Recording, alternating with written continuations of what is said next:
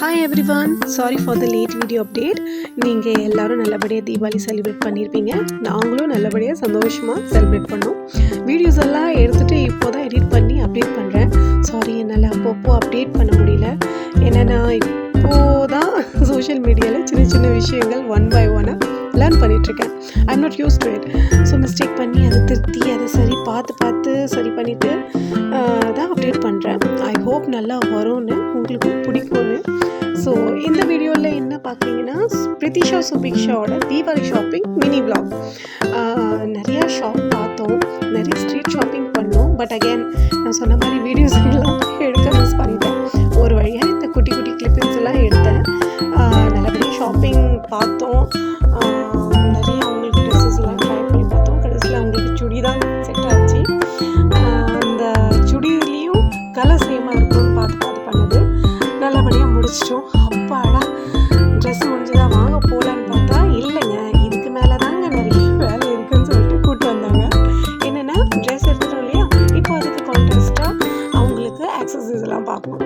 ஆக்சசரியில் என்ன வரும், அவங்களுக்கு வளையல், அவங்களுக்கு போட்டு, அவங்களுக்கு கிளிப்ஸு, அவங்களுக்கு இயரிங் செட்ஸு, அந்த மாதிரி அதெல்லாம் பார்க்கணும்னு சொல்லிட்டு வாங்க இந்த பக்கம் போகலாமா அந்த பக்கமா போகலாமான்னு பார்த்துட்டு இருக்கும்போது தான் இவங்களுக்கு எக்ஸ்பெக்டேஷன்ஸ்லாம் இருக்குல்ல, சொன்னாங்க எனக்கு இது வேணும், எனக்கு அது வேணும்னு. ஆனால் என் பெரிய பொண்ணு இருக்காங்களா சுபிக்ஷா, அவங்க வந்து நிறைய கேட்க மாட்டாங்க. ஆனால் இந்த குட்டி பாப்பா அதை பார்க்குறீங்களே, அவங்க பண்ணுற ஷர்ட்டை தாங்க ஜாஸ்தி. எனக்கு இதுவும் வேணும், எனக்கு அதுவும் வேணும், இதுக்கு ஏற்ற மாதிரி இருக்கும், அதுக்கு ஏற்ற மாதிரி மேட்சிங் இருக்கணும். அதில் வேறு அவங்களோட சாட்டிஸ்ஃபேக்ஷனில் இருக்கு இல்லை பாருங்கள், அதோட லெவல்லே வேறு. எனக்கு வந்து ஆமாம் எல்லாமே எடுத்துட்டோம் அப்படின்னு அவங்க வந்து ஃபுல்ஃபில் பண்ணுறது ரொம்ப கஷ்டங்க. அவங்களோட அக்சசரிஸில் இருக்கட்டும், இல்லை அவங்க என்ன எதிர்பார்க்குறாங்க அது சொல்கிறது நான் புரிஞ்சிக்கலனாலும் கோவப்படுவாங்க. அந்த மேடம் இல்லை இந்த கடை இல்லையா, வா அடுத்த கடைக்கு போகலாம் அப்படின்னு சொல்லிட்டு தரத்தாந்து கூப்பிட்டு போவாங்க. ஆனால் நல்லபடியாக இந்த டைம் என்னன்னு தெரியல, என் மேலே கருணை காமிச்சிட்டாங்க போல், ரொம்ப அலைய வைக்கல.